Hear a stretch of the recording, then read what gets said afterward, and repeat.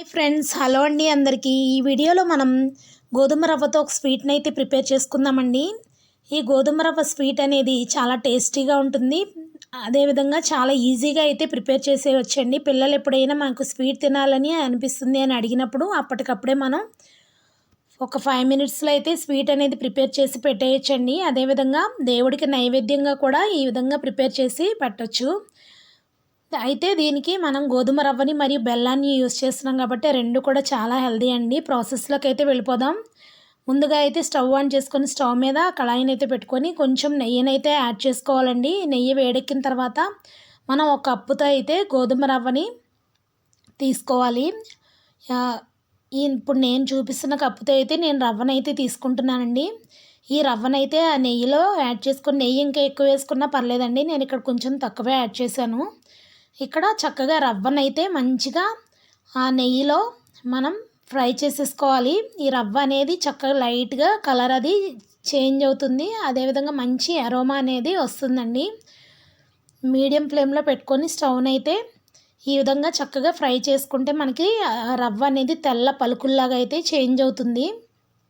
So నేను చూపిస్తున్న విధంగా రవ్వనైతే ఈ విధంగా ఫ్రై చేసేసుకొని, అదేవిధంగా మరొక స్టవ్ పై మనం వాటర్ని అయితే బాయిల్ చేసుకోవాలండి.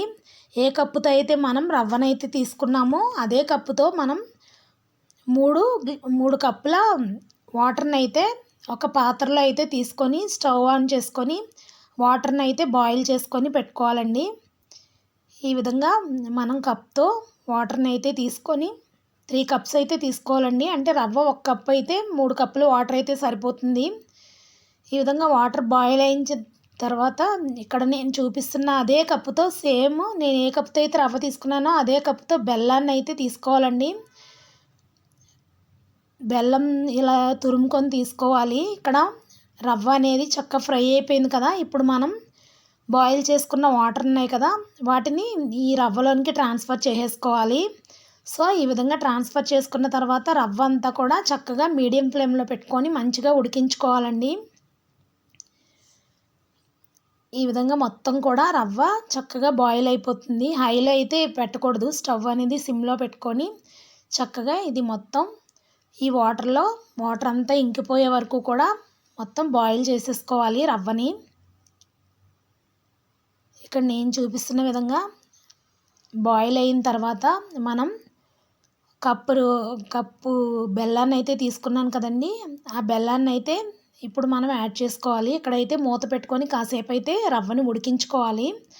ఆ మొత్తం వాటర్ అంతా కూడా ఇంకిపోయే వరకు చక్కగా ఉడికించుకోవాలి. కొంచెం వాటర్ ఉండేలాగా మనం ఈ విధంగా బాయిల్ చేసుకోవాలండి రవ్వని. ఇప్పుడు ఈ స్టేజ్లో ఉన్నప్పుడు మనం కప్పు బెల్లాన్ని అయితే యాడ్ చేసుకోవాలండి. ఈ రవ్వలోనికి బెల్లాన్ని యాడ్ చేసుకొని ఒకసారి అంతా కూడా కలిపేసుకొని మనం కాసేపు అయితే మొత్తం కూడా ఈ బెల్లం అంతా కలిసేలాగా ఈ విధంగా కలిపేసుకుంటే బెల్లం అనేది చక్కగా కరిగిపోతుంది. మనకి స్వీట్ అనేది చక్కగా రెడీ అయిపోతుందండి. ఇప్పుడు మనం ఇలాచీ పౌడర్ కూడా యాడ్ చేసుకోవాలి. 2-3 దాల్చిన చెక్కల్ని అప్పటికప్పుడు దంచుకొని చక్కగా ఈ విధంగా యాడ్ చేసుకుంటే మంచిగా ఫ్లేవర్ అనేది చాలా బాగుంటుందండి. ఇప్పుడు నేను చూపిస్తున్నట్లుగా ఈ రవ్వ అనేది మంచిగా స్వీట్ అనేది ఉడికిపోతుంది. ఈ విధంగా వాటర్ లైట్గా పైకి తేలుతూ ఉంటాయి కదా, మనం ఈ స్టేజ్లో ఉన్నప్పుడే స్టవ్ ఆఫ్ చేసేసుకోవచ్చండి. ఎందుకంటే చల్లారిన తర్వాత మనకి స్వీట్ అనేది గట్టి పడుతుంది. ఇక్కడ నేను చూపిస్తున్న డ్రై ఫ్రూట్స్ మీకు ఏవైతే అవైలబుల్గా ఉన్నాయో అవన్నీ కూడా తీసుకొని కొంచెం నెయ్యినైతే యాడ్ చేసుకొని అవన్నీ కూడా చక్కగా నెయ్యిలో మంచిగా ఫ్రై చేసేసుకోవాలండి. మీకు ఏవి అవైలబుల్గా ఉంటే ఆ డ్రై ఫ్రూట్స్ అన్నీ కూడా చక్కగా ఇందులో ఫ్రై చేసుకొని, ఇప్పుడు స్వీట్ అనేది మొత్తం కూడా రెడీ అయిపోయింది కదండి, అందులోకి ఈ తాలింపుని అనేది ట్రాన్స్ఫర్ చేసేసుకోవడమేనండి. చాలా సింపుల్గా మనకి స్వీట్ అనేది రెడీ అయిపోతుంది. ఈ స్వీట్ చాలా టేస్టీగా ఉంటుంది. మనం చక్కగా పూజ చేసుకున్నప్పుడు ప్రసాదంగా కూడా దేవుడికి నైవేద్యంగా పెట్టవచ్చు. ఇప్పుడు మొత్తం కూడా ఒకసారి డ్రై ఫ్రూట్స్ అన్నీ కలిసేలాగా ఒకసారి కలిపేసుకుంటే చక్కగా మంచి రుచితో మనకి గోధుమ రవ్వతో స్వీట్ అనేది రెడీ అయిపోతుంది. పిల్లలైతే చాలా ఇష్టంగా తింటారు. అదేవిధంగా మనకి గోధుమ రవ్వ అనేది చాలా బలం కూడానండి. సో ఈ విధంగా ఎప్పుడైనా పిల్లలు స్వీట్ అడిగినప్పుడు చేసి పెడితే వాళ్ళకి చాలా బాగా నచ్చుతుంది.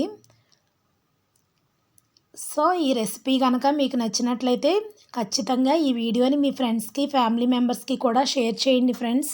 అదేవిధంగా ఖచ్చితంగా నా ఛానల్ని అయితే సబ్స్క్రైబ్ చేసుకోండి ఫ్రెండ్స్. ఇక్కడ నేను చూపిస్తున్నట్లుగా స్వీట్ అయితే రెడీ అవుతుందండి. చక్కగా ఎంతో టేస్ట్గా మనకి నోటికి రుచిగా ఉండేటటువంటి గోధుమ రవ్వతో స్వీట్ని అయితే ప్రిపేర్ చేసుకున్నాం కదా ఫ్రెండ్స్.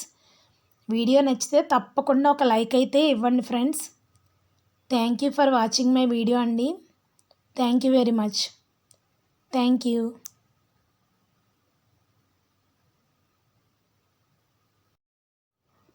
సో వీడియో నచ్చితే తప్పకుండా లైక్ చేసి, షేర్ చేసి, కామెంట్ చేసి, సబ్స్క్రైబ్ చేసుకోండి ఫ్రెండ్స్. Thank you.